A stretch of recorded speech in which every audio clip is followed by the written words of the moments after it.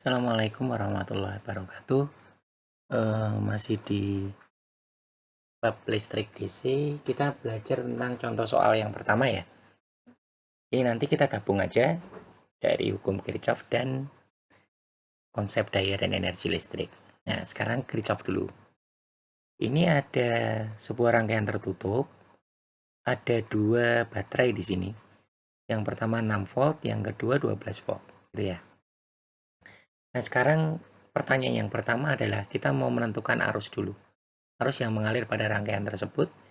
Kemudian yang kedua daya pada hambatan R3 pada sini nih, hambatan R3. Oke, sekarang kita tentukan dulu. Kita tentukan dulu arusnya dulu, arus listriknya dulu. Misalkan saya akan menentukan arah arus listriknya ke sana. Ini arah arus listriknya. I. Berarti nanti ini akan naik ke atas I. Kemudian ini bergeser ke kiri. Kemudian yang di sini nanti turun ke bawah, berputar. Kalau misalkan ini saya namakan A, B, C, D, maka loopnya nanti dari A ke B, ke C, dan ke D. Sana, kita tentukan loopnya sekalian. Loopnya diusahakan searah dengan arah arus listrik, gitu ya. Nah, sekarang sebentar saya hapus dulu. Ini nanti tidak. Nah, cukup. Nih. Oke, udah A, B, C, D. Udah, oke. Nah, sekarang kita mulai jalan. Hukum Kirchhoff yang kedua itu mengatakan bahwa dalam rangkaian tertutup, E ditambah dengan I kalikan R itu harus sama dengan 0, gitu ya. Sekarang kita jalan dari A ke B dulu. Dari A ke B, ini A ke B. Dari A ke B bertemu dengan hambatan R3. R itu harus selalu dikalikan dengan I, karena I-nya sudah searah dengan loop, berputar ke kiri ya, maka nanti nilai I-nya positif. I dikalikan dengan R-nya R siapa? R3. Itu dari A ke B. Dan sekarang kita jalan dari B ke C. Dari B ke C bertemu dengan sumber tegangan E1. Ketika berjalan bertemu dengan kutub positif dulu atau negatif dulu? Positif dulu, berarti nanti E1-nya plus, betul ya?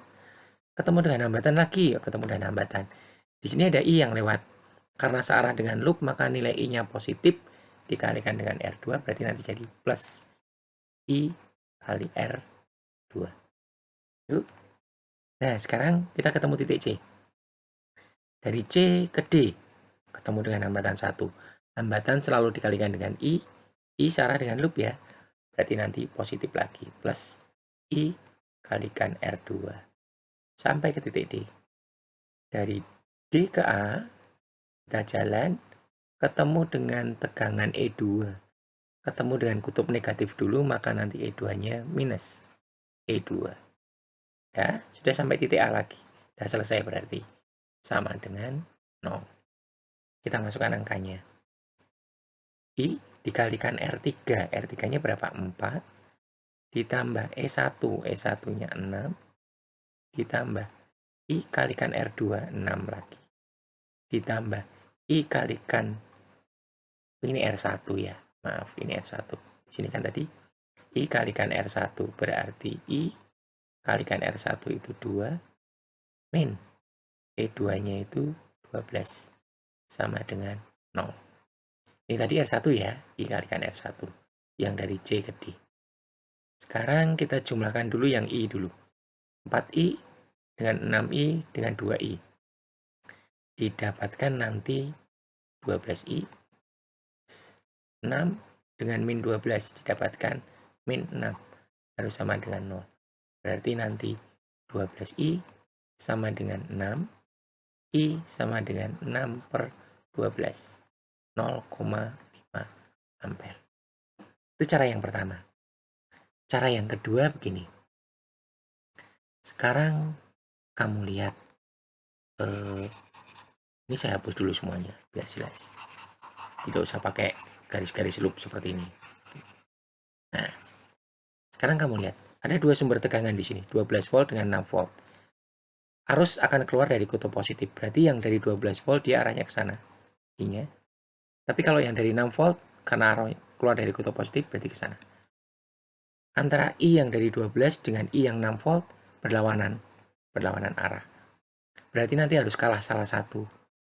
Kira-kira yang kalah yang mana? Yang kalah yang punya tegangan lebih kecil.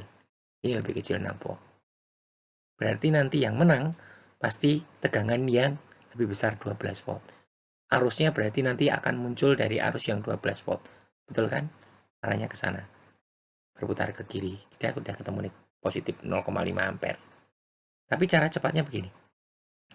Ketika saya mau mencari arus itu kan tinggal tegangan dibagi dengan R.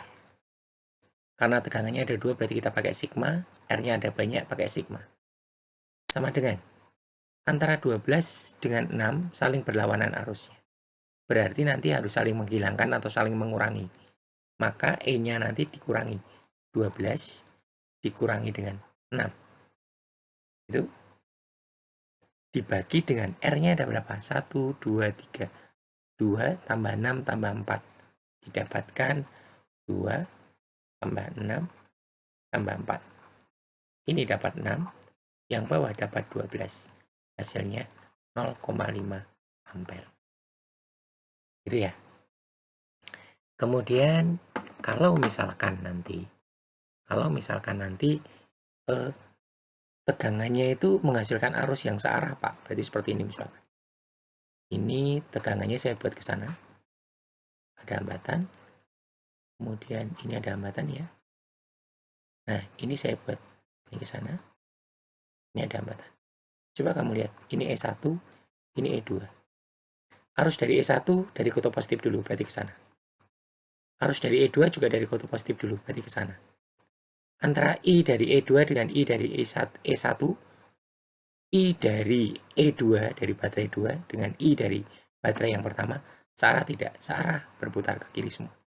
Berarti nanti arusnya, karena dia tidak saling menghilangkan, tapi saling menguatkan. Jadi E1 ditambah E2 per R semuanya. R1 tambah R2 tambah R3. Itu kalau dia saling menguatkan. Itu ya. Itu yang A. Sekarang yang B. Saya mau mencari daya. Daya pada R3. Karena arusnya sudah ada, dan saya mau mencari daya pada R, berarti kita pakai persamaan I kuadrat kalikan R. I-nya tadi ketemu 0,5, dikuadratkan, dikalikan dengan R-nya itu, R3-nya 4.